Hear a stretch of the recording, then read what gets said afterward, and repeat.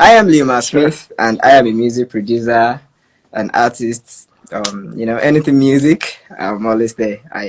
I'm glad to be anywhere they are doing music or they are making music. So now Absolutely. I'd like you to introduce yourself to the world, sir. Oh, okay. My name is Bob Horn. I am a music audio engineer, mix engineer, producer. I sometimes make tracks, songwrite and stuff like that. I play a bunch of instruments, and I'm based out of Los Angeles, California. And I've been doing music most of my life. Um, yeah, I mean, I Oh work my on god. a lot of different genres of music, from pop, rock, smooth jazz, R&B, hip hop, trap. So I like even country. Like I like working on a lot of different styles of music. So Yeah, that's obviously kind of who I everybody knows. am. But everybody knows you're a legend in this game. Oh, thank you. You're a legend, Yeah. and I'm really excited to have you on this talk shop. Thanks for having me, man. Yeah. Absolutely. Oh, definitely. I think we should go directly to the main theme. Yeah, I have a couple of questions here, but I wouldn't like us to Oh, take too sure. much of our time.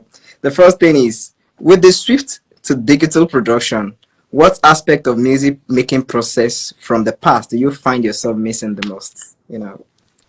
Um, the biggest thing would be when I first started, we were working with tape-based formats. So we had analog tape, we had digital tape, we had um, all the formats that were like reel to reel, or even like the ADAT D88 days, or Atari Radar, which was hard disk based. But um, people had to commit their musical ideas and make a decision on the spot, and really stick to it.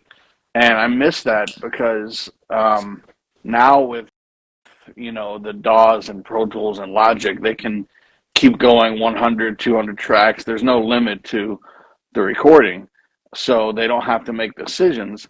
And I think that affects the music by being indecisive and not committing to your gut feeling of what idea is good. They just duplicate it, save the old idea, and then they have two ideas.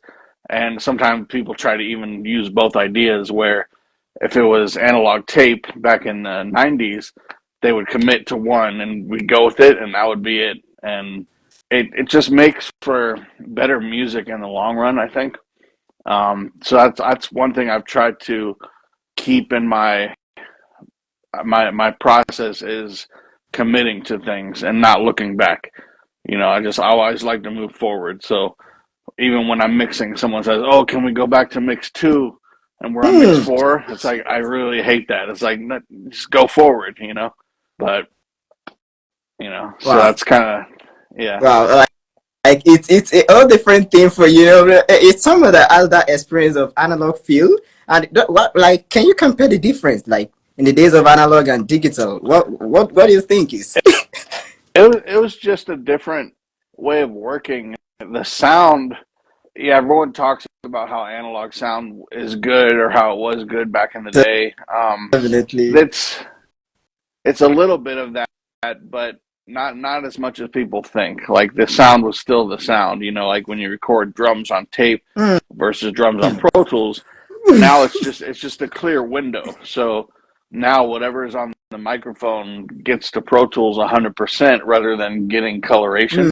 But now we put so much coloration with the plugins, it's it gets altered anyway. So the sound isn't as huge as people think. There's definitely stuff that's better analog. I have a lot of analog gear here, but I think it's more the the record making process. The fact that you do a take on your guitar solo, the Hmm. engineer has to hit stop, rewind, and you wait for the tape to rewind like Hmm. 30 seconds, Hmm. get back to the start, hit play, hit record.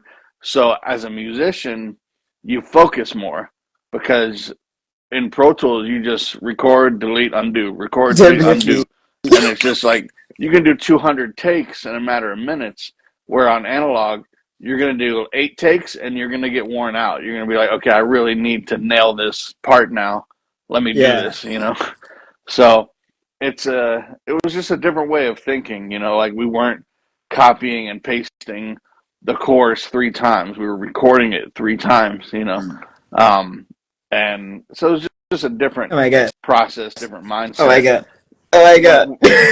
You here's nailed another thing that it. people don't think of is if you were only working on a 24 track machine, you Mm, only had 24 tracks. definitely. So you got to lay out, you have to create a mental picture of the song and Mm, count how many tracks you need for the song. So if you're like, well, I know I need two background vocals, I need eight for drums, I need six for guitar, I need one for bass, and all of a sudden you're out of tracks. mm, So you got to do stuff like, okay, on the bridge, I'm going to record Shaker on the guitar solo track. mm, But then as soon as that bridge is over, the guitar solo comes on that same track. mm.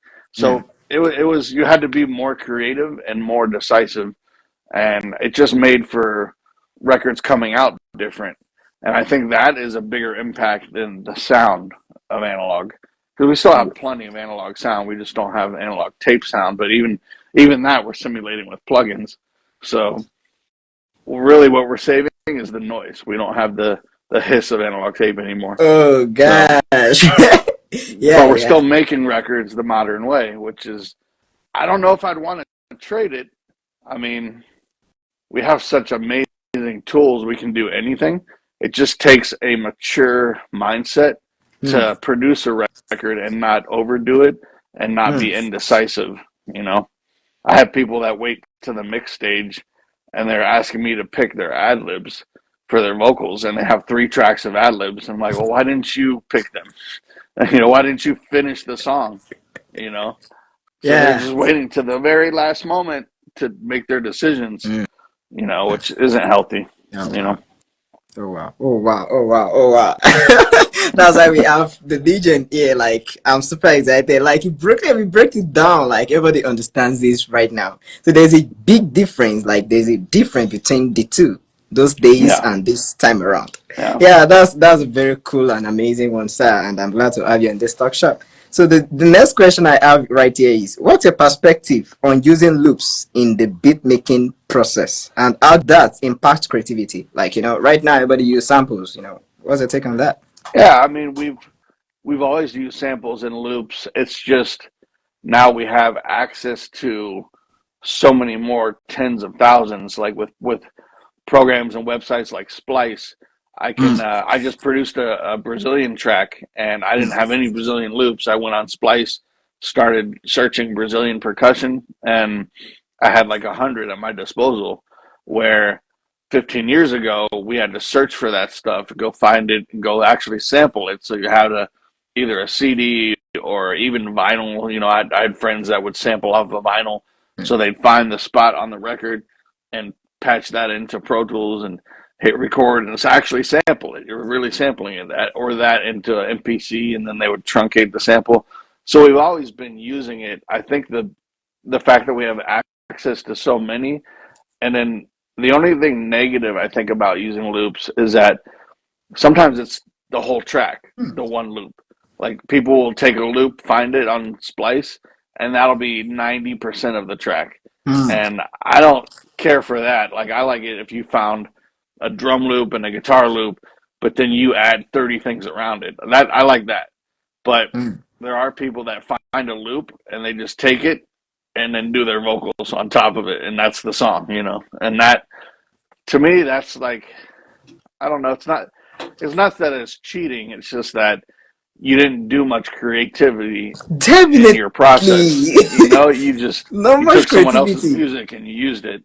Like you didn't even alter it. And there's so many cool ways you could have taken that loop and changed it and made it your own. That way, when you get done with the song, you have the argument of yeah, that's a loop, but I did all these things to it, and that was my creativity with the loop. So I think if you use loops, it's great. Just make them your own. Wow. Like take them to the next level. Definitely.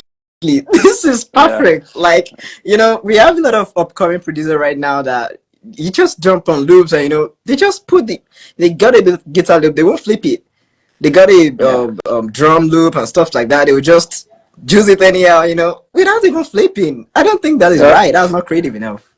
yeah. Like if you take a drum loop from Splice, a guitar loop from Splice, and then find a synth a synth waveform that's in the same key, and you put that in Splice, you got a whole song. But you're not a musician. You're not a producer. You're not anything. Oh my god. You're someone that moved a mouse and put someone else's music together with three different parts. It's like it's the minimum amount of creativity, Mm, and it's like if you want to be on the in the top 5% of what we do, then that's not it. You mm. know.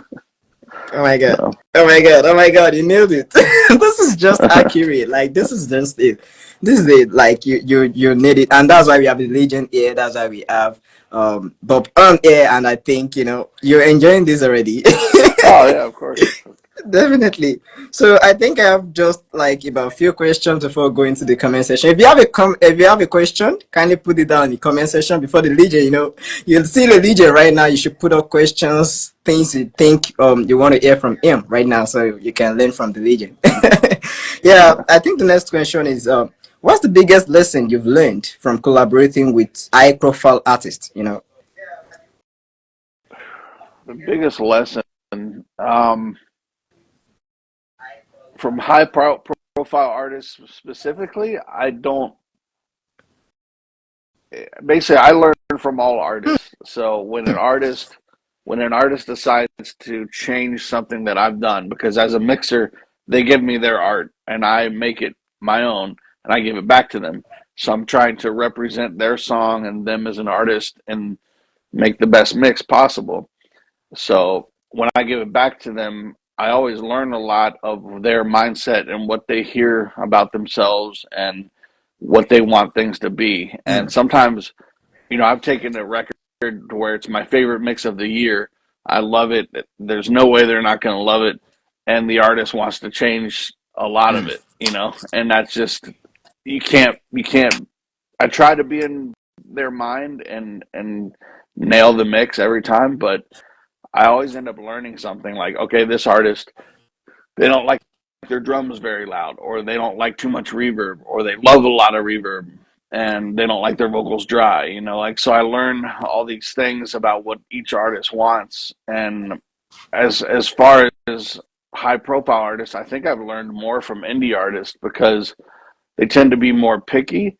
So I'll end up learning techniques that maybe they picked up from a young engineer in LA when they were recording, and it's like, oh, that guy did this. Okay, now I learned that and take that and put it into my bag of tricks.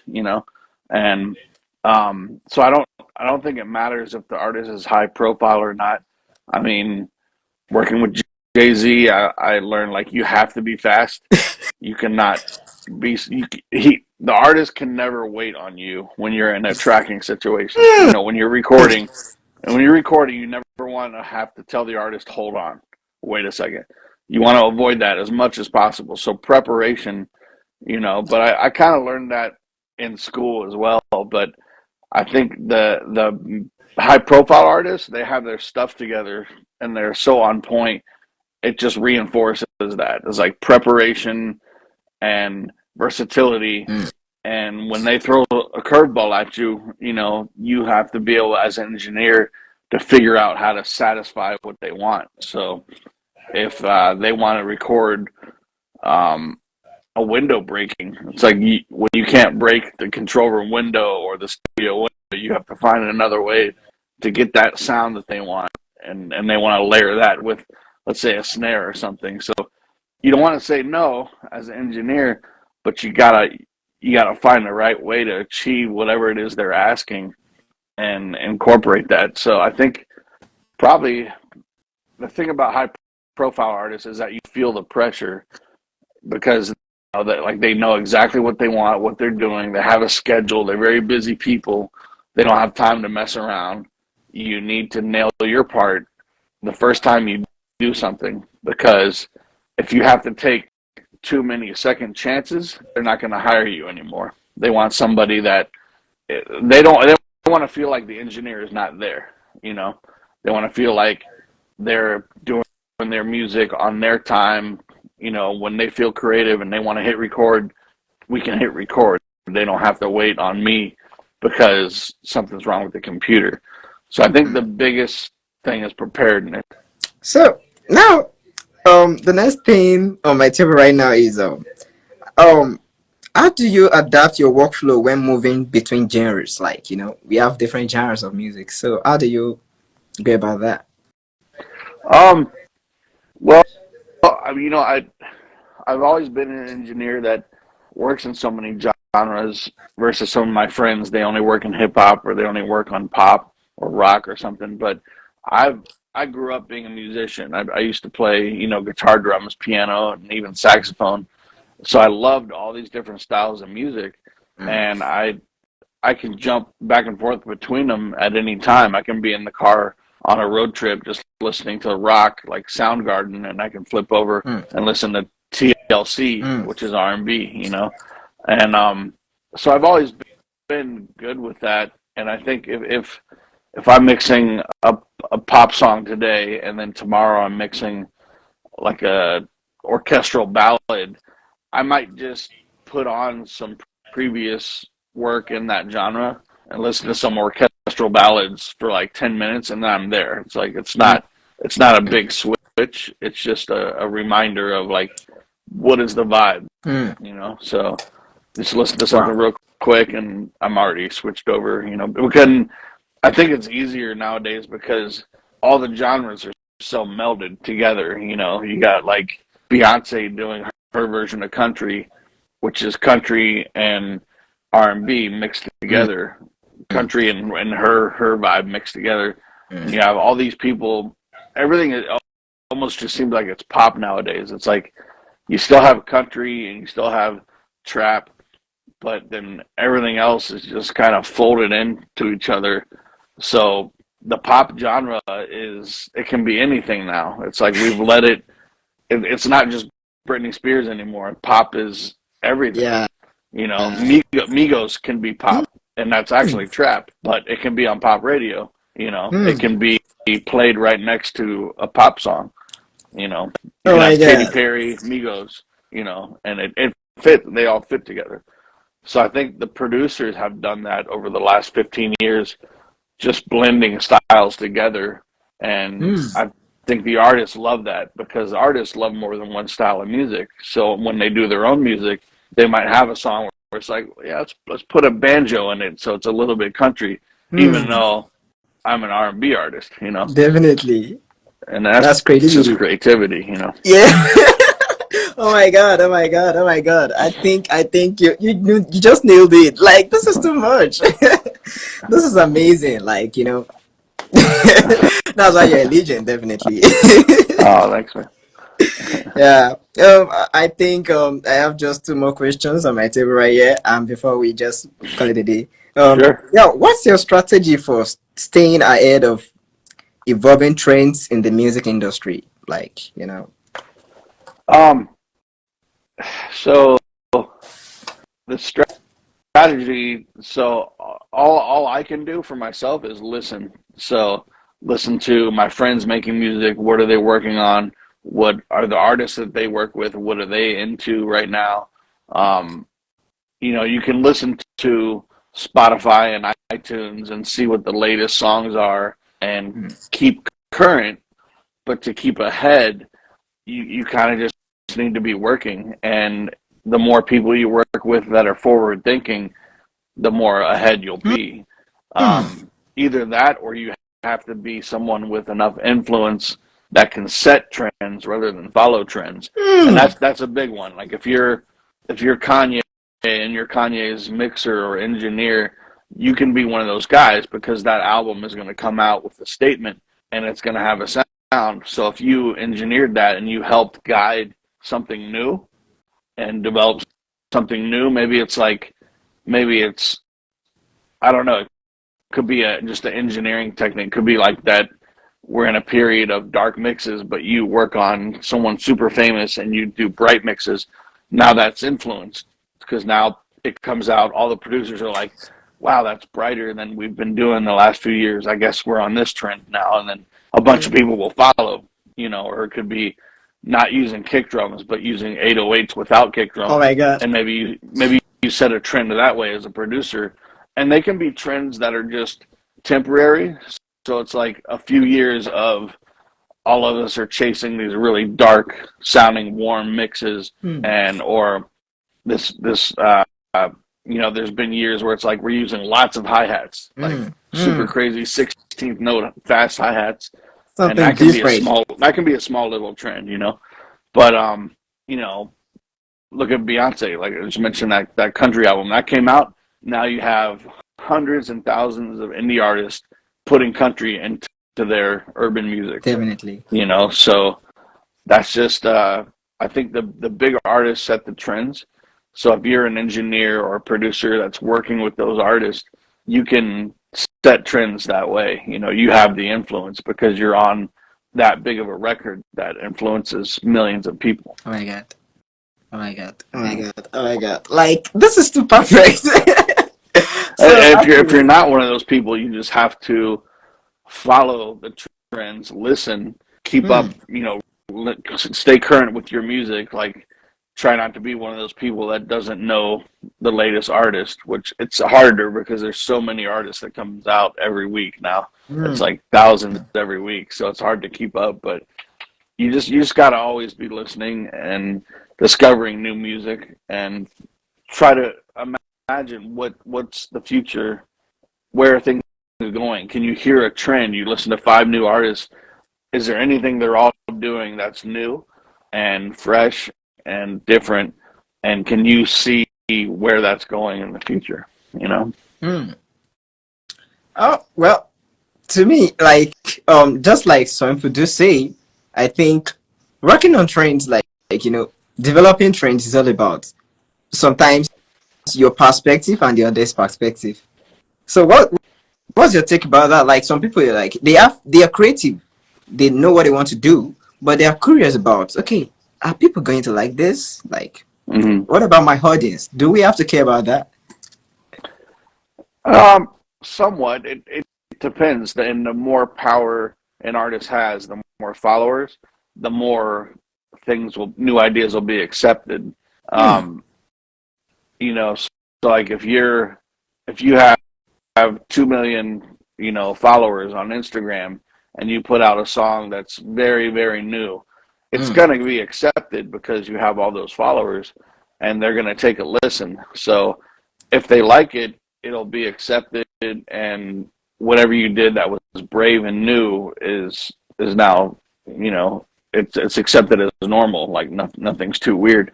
If you do something and you have 2,000 subscribers and Hmm. it's very weird and left of center and that's just odd music, Hmm. it's not going to be as accepted because you don't have enough listeners to get past that Hmm. hump.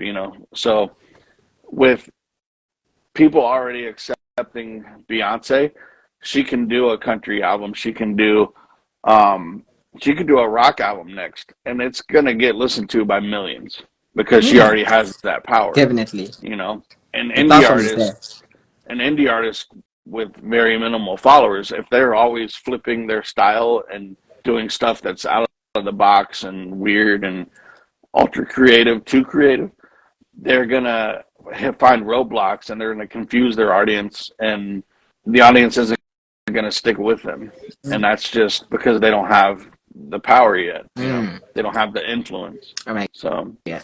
So it works in two ways. yeah, Oh my absolutely. God. Oh my God. Like, you just nailed it. This is too perfect. So that's why we have the legend here. That's why we have Baban here. And I'm super glad, I'm super excited to have you on this live stream.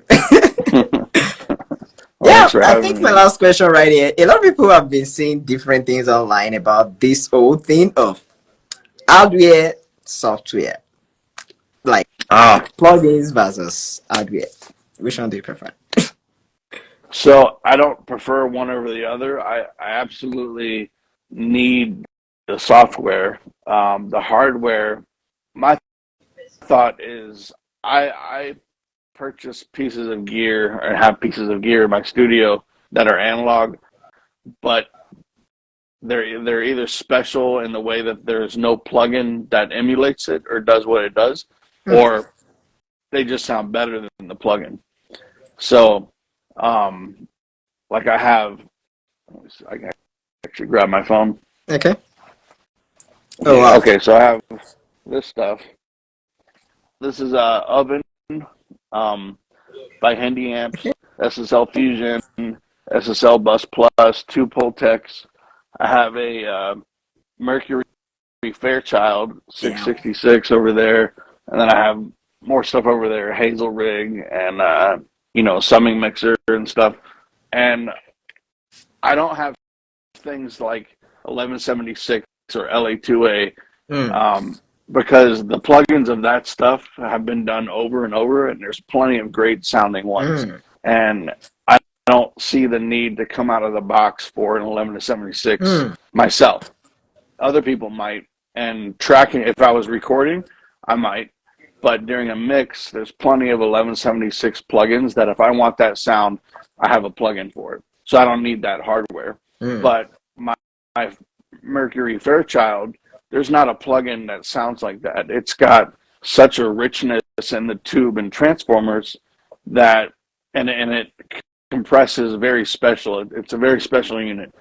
And there's nothing that sounds like it that's a plugin. So it's worth coming out of the box for. So that's kind of how I judge things. Like, I have a Locomotive 14B very mute compressor. There's no plugin that does what it does. The Hazel Rig compressor, the V&E, there's no plugin that does what that does. And they just have a sound that's special. And Definitely. It inspires me when I'm working. So if I have time to mess with the analog stuff, I will. But at the same time, I'm using tons of plugins. So, I do have a summing mixer. I do believe in analog summing. I think it makes a difference. I think it's there's 2 different sounds, when you're in the box versus analog summing. And 90% of the time, I prefer the summing. And then occasionally I'll have a mix where I want to stay completely in the box. So to me, they're like paintbrushes for mixing. They're coloration tools. So I will choose them when I hear a sound in my head. I'll hear a song and be like, okay, this needs to stay in the box. This does not need analog summing because that's going to give it too much depth, and too much separation. And then the next day I'll hear a song where it's, this song really needs the analog summing and my SSL Fusion. Like, that combo is going to work well on this song. So it's a choice for what I'm hearing in my head. And then, I just try to match what I hear in my head, Oh my god. I think everything is just still forced back to creativity. So everything we are doing still forced back to creativity. Like, the aspect of beat making, mixing, mastering, like the choice of which plugin to use, everything still falls back to creativity because, we're trying to paint art. We're trying to paint something meaningful, like something imaginary. Some people can just feel the mix. So, like, okay, what is your advice for someone that is starting off, a mixing engineer that is starting off right now? Like, what do you advise that person to focus on? Like, balancing. What do you advise a mixing engineer that is just starting off to focus on? Do they focus on getting more plugins, or they should focus on learning more techniques on how to use the ones they know? The first thing they should work on is learning balance. Like, most people skip over balance and they get right to like trying to EQ stuff and sidechain their bass and, do all these techniques that they've seen videos of engineers doing. And they saw something that looked like a neat technique, so they want to incorporate it, but they haven't even practiced moving the faders and pans. And we had, so at my school, when I went to school, I went to Berklee College of Music, and the first probably month or 2, they wouldn't let us do anything in our mix class other than faders and pans. Wow. Because people don't realize how much of the mix that is. They were like, oh, I want this organ sound to have more depth.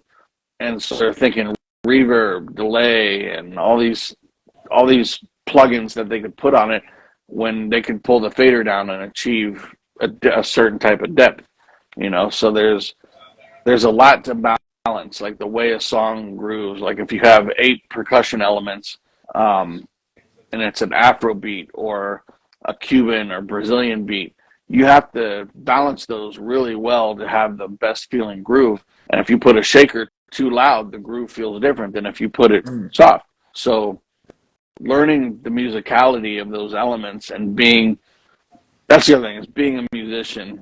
Like going into our profession not being a musician is okay, but you want to try to pick up as much as you can, because the best mixes and the best productions feel the best. Wow. And the best feel comes from the groove or the emotion. My God. If it's a groove type track, you got to have that groove. If you're mixing for Micheal Jackson, that percussion has to make you want to bob your head, move. If it's a dance record, it's got to feel a certain way. It can't just be turned on and unmuted. It has to feel good. So learning how those rhythmic elements jive together to form the best feeling is very important. So understanding why a hi-hat might be panned a certain way and turned to a certain level is very important to a groove. You listen to something old in the 70s like Marvin Gaye. They didn't have a lot of plugins to deal with. They had faders, pans, a little bit of EQ. They had maybe 3 compressors in the studio. They didn't have 50, 60 compressors. God. So, and then once the SSL board came out, there was a compressor on every channel, but it was a very specific type of compressor. You're not going to put it on everything. So most of it was faders, pans, and some effects and feeling. Getting to the chorus and taking like 6 elements and pushing them up 3 dB to make the chorus feel better, feel bigger. Having stuff pan. So like in the verse, you have the guitars 60-60, and when the chorus comes, you go 100-100. Like feel is a huge part of our music, and a lot of people miss that completely. They just turn it on and go for plugins. They want to saturate, they want to compress. They have compressor on every instrument. They have EQ on every instrument. And that's just not the way to do it. You're skipping all the feel. So I recommend for young mixers and young producers, spend time specifically thinking about feeling and groove. Like when you're mixing, spend a half hour just making sure it feels the best. It doesn't sound the best. It feels the best. Wow. Someone should write that down. Yeah. This is legendary. Like this what we need right now. Because for me right now, there are a lot of bullshit we are listening to right now.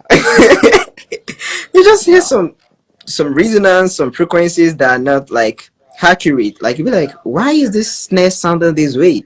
But back then you'd be like, no, they might not really have those frequencies, but it's balanced, it's well mixed, everything is like attached together, like the way everything is sounding will be different. So the cheat code is balancing, not placing plugins. So if you think about it, just take a snare drum, for instance. If you, in the 1970s, if you engineered a snare drum badly, what could that be? That could be that it's too bright, or you scooped out the mids a little too much. There's not a lot you can do wrong because of the tools we had. You could overcompress it. Now you could put a weird resonance on it. You could EQ it to death. You could limit it and clip it like crazy. You could saturate it weird. You could put some weird stereo effect on it. There's 10,000 more ways to mess something up. So when you spread that across an entire production, you can really screw up a song. Where 20, 30, 40 years ago, that's what I'm saying. It's like back to the faders. Get the faders right and the pans, a little bit of effects, and that should be your song. And now you go in and clean up a few frequencies here and there, do some automation, and then maybe a couple special tricks, and your song should be like 90% done. You shouldn't have to have 20 plugins per track and degrade the the heck out of all your signals, Oh wow. Oh wow. Oh wow. Oh, I think everybody trying to like learn mixing and mastering should like watch this and learn something very tangible on this talk shop tonight. Because this is actually amazing. This is a cheat code you release it for free. Because many young guys like they believe in placing plugins and just repeating the same process, putting compressor, reverb, Yeah. even reverbs. I think the aspect of wetness, the aspect of the way we put the room, everything should be, it should have a purpose, not just placing. What's it like? What's your take on that? On reverb, Yeah, a some lot people of just place people it and they don't care. a lot of people just turn it on, like you're saying. Like that's the thing. There needs to be more thought into it, and I think a lot of young people think that there's a plugin they're missing. That if they just buy that one plugin, they're going to be set. Their mixes are good. They buy whatever Hmm. plugin everyone's raving about lately, and that's going to make their mixes good. And they're not realizing that themselves they have to grow themselves as a mixer. So when I mix, let's just take vocals. When I mix a lead vocal and I'm choosing the reverb, I'll pull up 10 reverbs. I have this little template of 10 reverbs, and they all sound different. So you got Wow. TC Electronics 6000, Valhalla Vintage Verb, Valhalla Room, Valhalla Plate, Isotope Reverb, just like all these different ones. They all sit different, and the vocals sit different inside of them depending on what preset you use. So I'll pull them all up and I'll just try them. And sometimes I know, okay, I think Valhalla is going to be the winner on this one, or I think my Bricasti is going to be the thing. And I might be right, but I'll try different ones, and then I'll try different combinations. And I'll move them around, move the faders around, play it with the beat, and I'll discover that every song is different, and I can't use the same reverb on every single song, And I get productions from producer friends, every song the same reverb settings, nothing's Hmm. changed, and that's why when I give the mix back to them, they like it better because I've actually changed those settings The or the feelings. plugin entirely and found something that fit better. Oh my So god. yeah, it's like it's not just turn it on and you're done. You gotta put more thought into it. And you don't have to have thousands of plugins. You can do it with stock plugins. It's nice when you have some extra stuff because it inspires creativity and discovery and mixing. You learn things. So if you can buy fancier plugins, that's great. But you don't have to have them. You just have to work with them more than just turn it on. You have to be able to go beyond and experiment and try combinations. Try putting a little bit of a phaser before your reverb. Put a little bit of a delay into your reverb. Phaser, delay, reverb, saturation. Like there's really a lot of painting and artisticness that you can integrate into this stuff. Oh So my god. Oh my god. Oh my god. This is just amazing. Like, you've actually you've actually said all of the secret. Like you've actually released a lot of secret today. This is amazing. Like a lot of people have actually learned the cheat code. You're releasing a lot of cheat codes tonight. Like, uh, this is too much. good. I'm This is glad to too pass it much. on, man. So I think if you're in the comment section and you have like a question for the legend is here right now. You can put up your questions so that you can attend to them. I think I have some questions that are coming in before, but I don't know if we scroll past some of them. Someone say, "Hi Bob, what's your take on room emulation plugins like Acoustical Sienna or Wave NX series or Sound IF reference when mixing on headphones or monitors?" You know. Okay, wait, I think there was more than one question in there. So the first part, what's my take on? They said drum emulation plugins. Mm. Which ones did they mention? Um, I think you mentioned Acoustical Sienna or the Wave NX series. I'm not familiar with that. I haven't used that.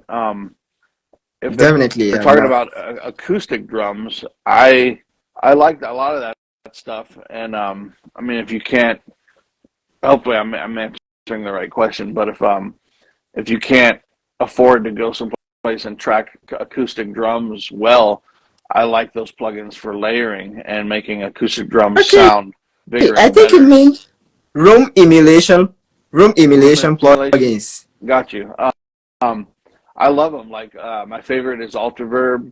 I've actually emulated my old studio before I sold it. I put up like 13 microphones and I captured the sound of my room, and then I sold the studio. But now I have those emulations in Altiverb. Um, that's a good one. Revolver, the Waves. Mm. Is it IL? I think. They're great. Mm. Those plugins sound really great. They really give you a lot more accurate, realistic room reverb than just an algorithm, say from like something that also sounds awesome, the Valhalla Vintage Verb. Those Mm. aren't, they're not impulse responses, I love but they it. sound phenomenal. They sound phenomenal, but they're more artificial, which Mm. sometimes we want. But you know, Altiverb, it's expensive, but it sounds incredible. Like you can be inside a studio, you can be inside a tunnel, you can be Mm. inside a car, you Different could be at preset. a yeah, you know, you can be at the Fox scoring stage in Hollywood, and they sound incredible. And I use them. I probably use one. I don't know if I use it every mix, but you know, I definitely use one or two. You know, every few mixes. I love Oh it. my God. Sounds really good, especially guitars and live drums, percussion, horns. You know, you can really do a lot of special stuff. And sometimes I like for strings, I like combining like something like Ultraverb with a scoring stage with a Valhalla Mm. artificial reverb, and putting those two together gives you the realistic and the lush combined. So there's a lot Mm. of cool tricks you can do with those. Capital Chambers by UAD is another Mm. great plugin Wow. for that. Ocean Way for UAD, that's a good Oh one. wow. You know, yeah, that stuff is fantastic. There's a IK has the Fame Studios reverb. That is an incredible plugin. They basically just emulated the whole Fame Studios down in Muscle Shoals. So a lot of good ones out there. I think they're great. Yeah, I think the Abbey Road plugins too, like, I love them. I don't know if Yeah, you tried them. I have. I don't think I have them, but I have tried them. Yeah, Yeah. I think I love it. I use it mostly for drums and Okay. sometimes. Yeah. Yeah. Oh my god, this is a legendary cheat code. Like Uh, releasing uh, the secret sauce. Like I'm just impressed. I'm just uh, impressed. A lot of people have awesome. learned a lot from this, and I'm glad this is coming from you. And I'm glad you actually come on this platform to share light to some things in Oh the yeah, for music industry and sure. in the mixing aspect of it. Yeah, Oh my god, I'm I glad can to have talk you, about this sir. stuff. I can talk about this stuff forever. Definitely. So, and I hope we can see you some other time on this talk show, sir. Sure. Sure. Definitely. Oh my god, so let me go back to introduction. Once again, my name is Leumasmyth, and I'm a music producer, an instrumentalist. I play a lot of instrument, guitar, keyboard, I just do anything music. And I'm off singing, doing my content. This talk shop is there, YouTube. Definitely, if you want to watch all of my previous contents, if you're in the comment section and you're wondering, you can check them out on YouTube. You can check them on my page. And I think there's another question in right now. Cool. Someone say, do you de-ease manually before the vocal ease compression? What is your approach Ah, to de-ease vocals generally? so de-essing, um, I do multiple compressors and multiple de-essers, but my de-essers usually they usually come in the chain after each compressor. So I'll have my outboard analog compressor, and then I'll go in the box and I'll have my first de-esser, which in the last year has been the SSL Hmm. de-esser. It's my favorite. Wow. And then I'll have an EQ, and then I have a second compressor, which is very different from my outboard compressor. It's very fast and it pushes the mid range forward. It's called Slider Man. And then after that, if I still need more de-essing, I will use lately the Antares, auto tune. Their de-essers are really cool. I Oh also my god, like I'm not trying that. it's great. It's a really good one. Wow. And then in the past, I really have enjoyed the Massey de-esser, the Hoffa de-esser, the Fab Filter de-esser, all those are great. I like de-essers also that have mix knobs. Mix knobs are great Mm, for de-essers. That way you can kind of over de-ess and then blend the mix back. And the Massey, Massey, that one has a mm. mix knob. Um, so yeah, I tend to use one or two de-essers, but I always listen, because you can definitely over de-ess, and depending on the language, I mix some foreign language music like from Asia, Korea, and China. You have to be really careful with the S's, and I kind of collect the S's because they all sound different, and Mm, you can mess up a language if you over DS. You mm. can change the meaning of words when it comes to Korean music if you DS too much. So I kind of collect DSers. I have a lot of them. Oh my god! Oh my god! Oh my god! Yeah, I think a lot of mixing engineers that are just growing up, they tend to love hearing frequencies that are not really necessary. So they use less of that. But now you're encouraging them to go and focus on how to mix better and how to Hmm. use the SR better. So that's Yeah. actually that's impressive, and I'm The glad. Okay. the thing is that S's are so, if there's not like one trick pony. Like I even have Audio Suite plugin settings where I'll find the average frequency and I'll do a very sharp dip on a Fab Filter Pro Q3. Mm. And now Audio Suite, I'll literally process the file with that de-esser cut. So let's see if I can pull that up real Okay. quick. This will be worth it. Okay, here you go. So go here. Is that Logic Pro? No, this is Pro Okay, Tools. Pro Tools. They look alike. Okay, so I use Logic. let me see. So this, can you see this? Actually, Okay, can I yes, flip sir. the camera? This will be easier. Come Yeah. on. Yeah. So that Okay. crazy EQ curve, Oh, wow. Oh, wow. that's set, Wow. and I'll go through and I will literally, highlight an S, and then I'll process it so it's permanent on the file. And the reason I do that is because sometimes the dynamic de-essers are either too much or too little, and Hmm. it's not that this is EQing the S rather than dynamically turning it down. Hmm. So Cheap sometimes code. it's not the fact that the S is too loud, because Hmm. the de-esser lowers the volume of the S. Sometimes the S is unpleasant in its EQ because it has a resonance, like a real sharp resonance like that. So I will EQ the S, which you have to do on Audio Suite. That's the easiest way. So once the S's sound well EQ'd, different from the vocal, then I can decide what level they should be at, and I can use either a de-esser plugin, or I could use clip gain in Pro Tools, where you actually turn the waveform down for that S.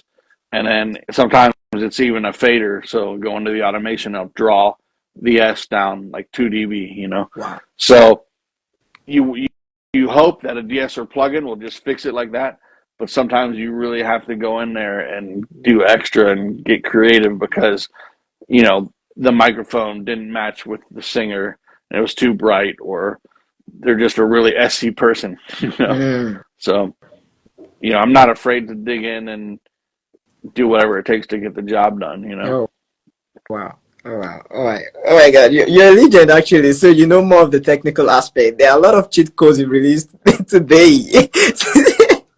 Yeah, So yeah. sincerely, like a lot of people, like personally, I've learned a lot. So I know a lot of people in the comment section that have been, even if someone should see this on my YouTube channel, I think they have to now start requesting for more, and that is going to be a paid one. Because this is free. Oh my god, you're giving out all this money for free. Oh my god, that's impressive. I'm actually glad you putting this out on my platform, and I'm super excited, sir. I'm super impressed. Sure. Oh my god, and I think that should be the last question we will accept for today, and probably the next time you have to like Well, we have the legend here again. You can actually come up with your questions. I think I have some question in my email, my inbox, my Instagram. You can hit me up. You can start follow me on. You can follow me up on Instagram, TikTok, Facebook as Leumasmyth, just the same name. So you can just put out your question. We look at that, and probably the next talk shop I can just put up that with Adeline. That's how it works. I'm super excited to help you, sir. I'm so glad to have you on this talk shop, sir. So Thanks for having me, man. yes, sir. Without further ado, my name is Leumasmyth, and I am music producer. I make music. I love music so much. Anything music, I'm just saying, like anything music, whatever it is, I'm in. Oh, sorry. This last question: how do you gain stage your music? Yeah, I think I want to ask about that gain staging. I think there are a lot of people requesting for that right now. Game staging. So what I do, I make sure that the raw audio file is at a good level, something that's maybe it's not peaking too close to the top where as soon as I add a plugin, we're going to be over zero. So I get a nice strong level that's not too loud. So if I have to go through the files and adjust their volume, I will do that first. And then as I do plugins, every plugin, I want to make sure the volume doesn't increase or decrease. Or if it does, very little. So if I add a compressor, I get my compression amount that I want, but then I make sure the output is set. So when I hit bypass, the level is pretty much in the same ballpark. Yeah. I don't want it to jump 10 dB louder. If I need the vocal to be 10 dB louder, I'll make the file 8 dB louder first, put a compressor on it, and then maybe a couple dB. But when I bypass all my plugins, my EQs, my compressors, everything else, I want the level to be pretty much the same as the file. Wow. And the reason for that is we can fool our ears, with volume. So things that are louder tend to sound better to us because they impact us more. So if I EQ the heck out of a vocal and there's this weird pinchy, ugly mid-range, but it's louder than when I bypass the plugins, I might accept it and think it sounds great just because it hit me louder. Wow. So if I make sure the gain stage and the volume is all even between every plugin, I can bypass the whole strip of plugins. I could have 10 plugins, bypass them all, and I can really hear what the plugins are doing to make the sound better or worse, rather than hear something louder. And that's important until you get to your final master fader volume, because we have to make our mixes louder. So once we get there, we will have increases in volume. But up until that point, we want stuff to be gain staged, so it's the same volume in as it is out, as much as possible. And if the file's too low and you need to raise it up first, and then everything after that, you can be properly gain staged. Oh wow. Yeah, that's actually amazing, and I think that's a cheat code. But there's something like auto gain stage on Logic Pro. I don't know if I use that sometime, and sometime I play around with the wave. Do you advise? Is that actually okay? Like to just balance everything? I'm not familiar with the auto gain staging, but basically is whatever you have to do to make it so after you process something, you can compare it to the original. Like I like to A/B. So if I bring up a guitar and I run it through a bunch of processes, saturation, EQ, whatever, I want to bypass it and compare. Did I make it better or did I make it worse? So whatever you have to do to have your level even so you can make that comparison. And you just don't want processors to jump massive amounts of dB, because they all kind of have sweet spots. Even though we're in the digital world, you can hit a plugin too hard, and if your gain staging is off and you're sending 30 vocals to a reverb, and all your send levels are really loud but your return is really low, you could be clipping that reverb and distorting that reverb without knowing it. And so you need to balance it so the volume is just comes in and out of a processor in a good level. That's not too much, not too little. And when you do that, it's a little bit extra work, but when you get in the habit of doing that, you find that you're doing less to your mix and you're not over processing, you know? Oh my God. I think that's necessary over processing. I think most of us, when we are feeling it, we tend to do more in the process. So how do we know we are overdoing it? How do we know we're going overboard? As a mixer, my indication is the rough mix. So when I listen to the rough mix of when the producer and the artist were in the studio and they finished the final vocal and they play it back and I hear what they heard, they thought that was done except for the mix.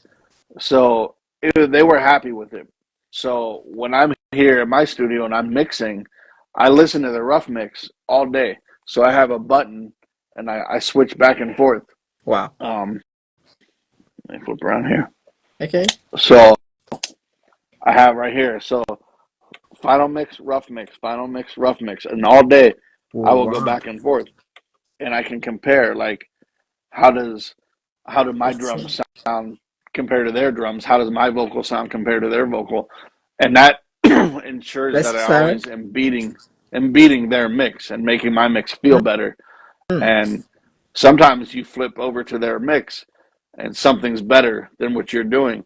And you can go investigate that. And then again, with having your plugins gain staged, you can bypass, let's say you pick an acoustic guitar and you can bypass all of the plugins and listen to the raw acoustic in your mix. And you might realize, oh, I'm over EQing. I'm doing too much.